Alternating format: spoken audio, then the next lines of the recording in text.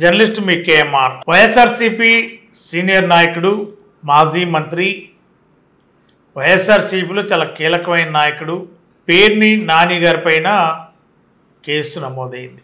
మరి బందర్ టౌన్ వైఎస్ఆర్సీపీ అధ్యక్షులు Subbanna social media సంబంధించిన వైఎస్ఆర్సీపీ గ్రూపుల్లో ఏదో కొంత సమాచారాన్ని పెట్టారని ఆ కేసు నిమిత్తమే సుబ్బన్నని పోలీసులు అదుపులో తీసుకున్న నేపథ్యంలో మరి బందర్ మాజీ ఎమ్మెల్యేగా, మాజీ మంత్రి, వైఎస్ఆర్సీపీ సీనియర్ నాయకుడు, తన నియోజకవర్గం సంబంధించిన నాయకుడిని పోలీసులు తీసుకెళ్లారు కాబట్టి వెంటనే అక్కడికి వెళ్ళి ఆ సుబ్బన్న విషయంలో కేసు కట్టినా లేదంటే కేసు కడితే బెయిల్ తీసుకునేలా ప్రయత్నం చేయడానికి పేర్ని నాని గారు బందర్ పోలీస్ స్టేషన్కి వెళ్ళటం, అక్కడ సిఐ గారికి పేర్ని నాని గారి మధ్య జరిగిన ఘర్షణ,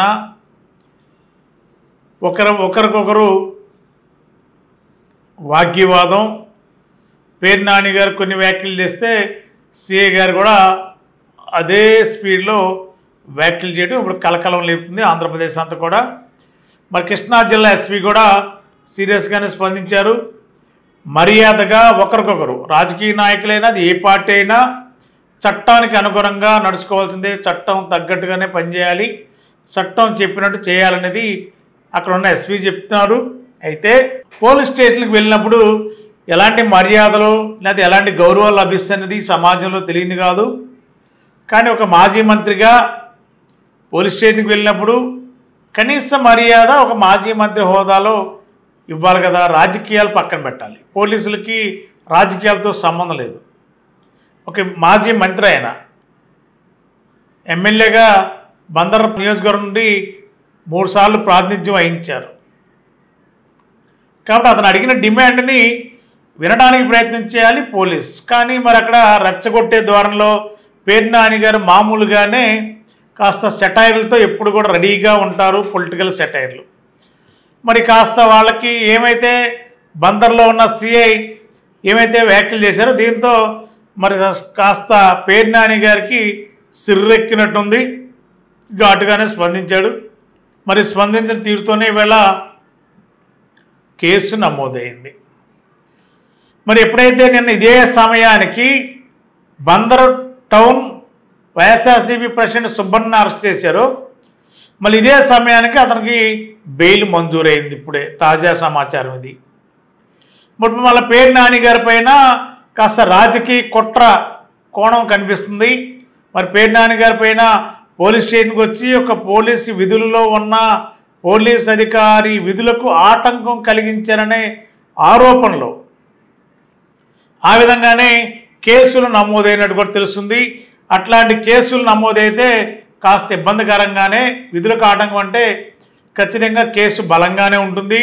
మరి రాజకీయంగా దీన్ని మరి ఇటీవల కాలంలో పేర్ని నాని గారు కూటమి ప్రభుత్వం పైన చాలా ఘాటుగా వైఎస్ఆర్సీపీ వాణిని వినిపించే ప్రయత్నం చేస్తున్నాడు. మరి ఈ విధంగానైనా సరే పేర్ని నాని గారు నోరు మోపించాలి, కొద్ది రోజుల పాటు జైల్లో గడిపేలా చేస్తే కాస్త వైఎస్ఆర్సీపీ వాణి ఆగుతుంది, కూటమిపై దాడి తగ్గుతుంది అనేది ఏమన్నా కూటమిలో ఉన్న పెద్దలు భావించారా? అంతా హడావుడిగా వెంటనే కేసు కట్టడం, ఎస్పీ లైన్లోకి రావడం, దాని మీద ఎస్పీ వివరణ ఇవ్వడం, ఆ తర్వాత ఇప్పుడు పేర్ని నాని మీద కేసు కట్టడం, ఇదంతా కూడా చకచక కూటమిలో పెద్దలు నడిపించారని కూడా బయట సమాచారం. మరి ఈ నేపథ్యంలోనే పేర్ని నాని గారి మీద కేసు, అది ఏ కేసు, ఏ సెక్షన్ కట్టారు, బెయిలబుల్లా, నాన్ బెయిలబుల్లా, బహుశా విధులకు ఆటంకం అంటే నాన్ బెయిలబుల్ కేసు అవుద్ది. కాబట్టి రేపు ఆదివారం మరి కొద్ది రోజుల పాటు జైల్లోనే గడిపేలా కూడా ఒక రాజకీయపరమైన కుట్ర జరగడం వల్లే కేసు నమోదైంది పేర్ని నాని గారి మీద అని కూడా చర్చలు జరుగుతున్నాయి. ఆ పార్టీలో కూడా నాయకులందరూ కూడా చర్చించుకుంటున్నారు. మరి పేర్ని నాని గారి మీద కట్టిన కేసులు ఏంటి, ఏ సెక్షన్ కట్టారు, ఎన్ని రోజులు జైల్లో ఉండే అవకాశం ఉందో, మరి ఏమేమి సెక్షన్లు కట్టారో బయటకు వస్తే కానీ తెలియదు. మరి సాయంత్రం మేజిస్ట్రేట్ దగ్గర ఒకవేళ పేర్ని నాని గారిని అరెస్ట్ చేస్తే మేజిస్ట్రేట్ గారి దగ్గర తీసుకెళ్తే మరి ఎలాంటి తీర్పు జడ్జిమెంట్ వస్తుందని చూడాలి.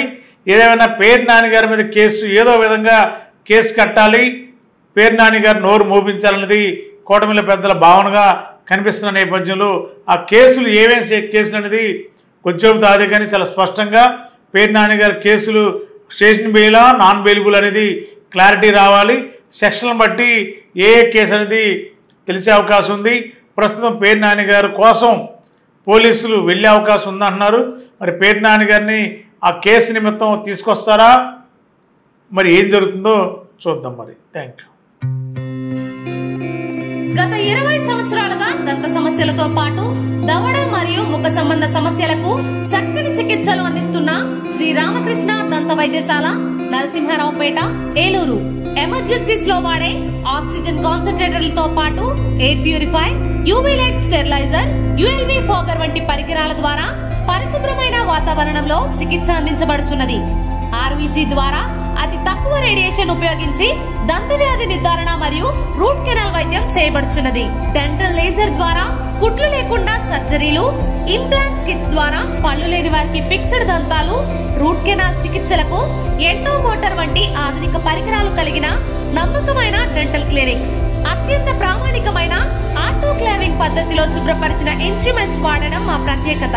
దంత సమస్యలకు చికిత్సతో పాటు విరిగిన దవడ మరియు ముఖ ఎముకలకు చికిత్స, ఎత్తు మరియు వంకర దవడలకు కాస్మెటిక్ సర్జరీ, యాక్సిలోఫేషియల్ వంటి చికిత్సలకు చిరునామా శ్రీ రామకృష్ణ దంత వైద్యశాల, వేములపల్లి రెసిడెన్సీ అపార్ట్మెంట్, నరసింహారావుపేట, ఏలూరు.